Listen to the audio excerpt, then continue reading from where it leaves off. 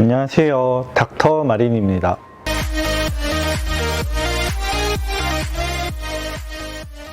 오늘도 약을 처방을 하면서 약을 좀 드시는 게 좋을 것 같은데 어떻게 생각하세요? 부담이 있으세요? 이랬더니 피부과 약은 독하잖아요. 이런 말을 몇 번을 들었는지 모르겠어요. 그리고 피부과 약이 독하니까 먹지 않겠다. 이렇게 말씀을 보통 하시는데, 그러면 저는 물어볼 때도 있어요, 가끔씩. 독한 게 뭐가 나쁜 거예요? 이렇게 물어보면 또 그거는 대답을 못 하세요.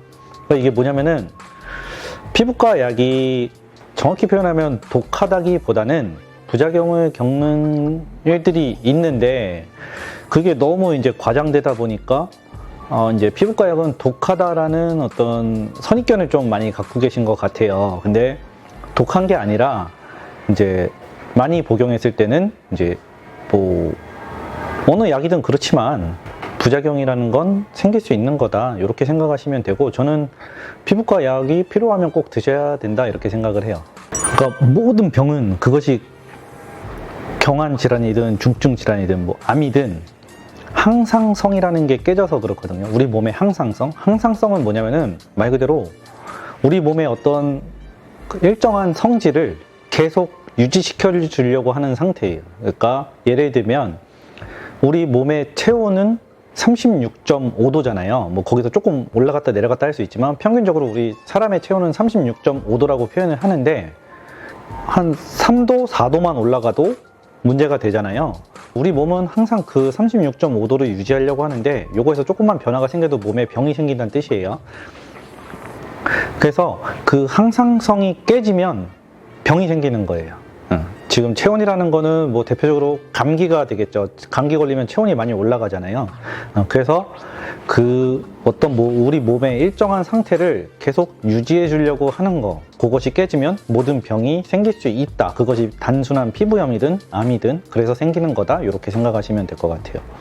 병이 생겼을 때 사람들이 이런 게 있어요. 그냥 가만히 있어도 낫는다. 네. 약을 써야지 낫는다. 네. 그 약이라는 거를 쓰는 게 좋을까요? 안 좋을까요?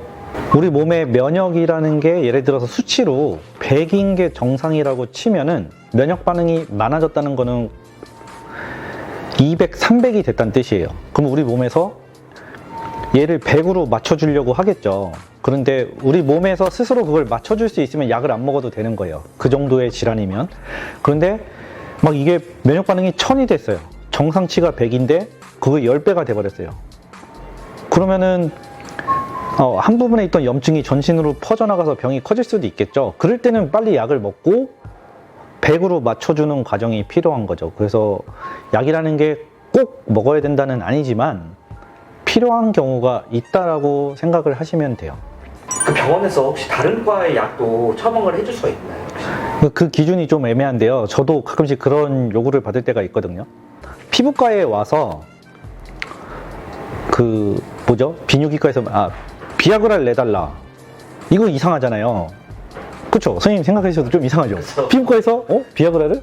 그쵸. 이건 좀 그래요. 그리고 코드라는 게 있어요. 약은 무조건 내는 게 아니라 뭐 예를 들어서 이게 질환명이 알레르기 접촉 피부염이어서 스테로이드랑 항히스타민제를 내겠다. 근데 스테로이드가 속이 쓰릴 수 있으니까 위험약을 같이 내겠다. 이런 식으로 코드를 넣고 내거든요. 그래서 무조건 모든 약을 낼 수 있다기보다는 좀 연관성이 있어야 돼요. 그 과랑. 그러니까 피부가 너무 간지러움이 심하면 진정시키려고 수면제 먹을 수 있잖아요. 그 정도까지는 좀 저도 처방을 하는데, 예를 들어서 와서 비아그라를 내달라고 하시면 그거는 안 됩니다, 이렇게 말씀을 드리죠. 이게 회복을 했는데 약이 남는 경우가 있잖아요. 네. 그럼 그 약을 나중에 만약에 재발했을 때나 좀 시간이 이제 좀 지난 다음에 다시 그 복용을 해도 괜찮을까요? 그거 질문을 받고 생각을 해봤는데요. 약이 약국에 가면은 이렇게 밀봉된 봉지에 뭐 하루에 몇 알 들어있잖아요. 몇 회분 먹고 밀봉해서 주시는 경우가 있고, 양이 많을 땐 그냥 통에 덜어서 주시는 경우가 있어요. 여드름약 같은 거. 그럼 이게 공기에 노출이 되잖아요. 그럼 변성될 수 있거든요. 통에서 담아 주시는 거는 그냥 빨리 보통 그거는 여유분을 주지 않고 계속적으로 먹어야 되는 경우에 그렇게 통에 담아서 많이 주는 거거든요. 그래서 뭐 한 달치를 담아서 주신다든지 이렇기 때문에 이런 건 그냥 계속 드셔야 될 것 같고, 남기지 않고 봉투에 들어있는 거는 한 3개월 정도 뭐 예방적으로 갖고 계셔도 괜찮을 것 같아요. 감기와 만약 피부병이 같이 났어요. 네. 근데 이제 뭐 이비인후과에도 가고 피부과에도 가서 이제 약을 동시에 처방받는 경우가 생길 수 있잖아요. 네. 질환은 다르지만 두 가지 약을 동시에 복용을 해도 문제는 없을까요? 안 되는 약이 있고 같이 드셔도 되는 약이 있어요. 그래서 진료를 볼 때 항상 여쭤봐요. 다른 거 약 드시는 거 있냐고 항상 여쭤보고요.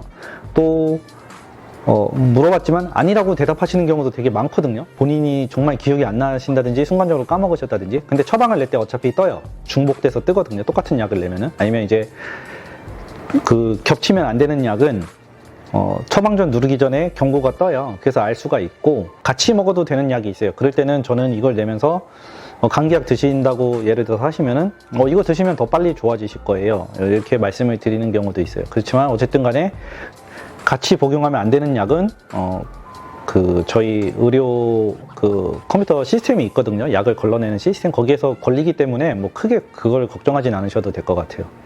모든 피부병에 약을 쓰는 건 아니지만 이제 의사들이 약을 권할 때는 그럴 만한 이유가 있어서 그런 거니까 너무 거부감을 갖지 마시고 뭐 피부과 약 대부분 길게 안 먹어요. 2, 3일 정도만 드시거든요. 그러니까 필요하다 생각돼서 처방이 된 거면 좀 드시면 좋을 것 같아요. 오늘도 여기까지 시청해주셔서 감사하고 2부에서는 또 피부과 약에 대해서 다른 관점에서 한번 얘기 나눠보시도록 할게요. 네, 감사합니다.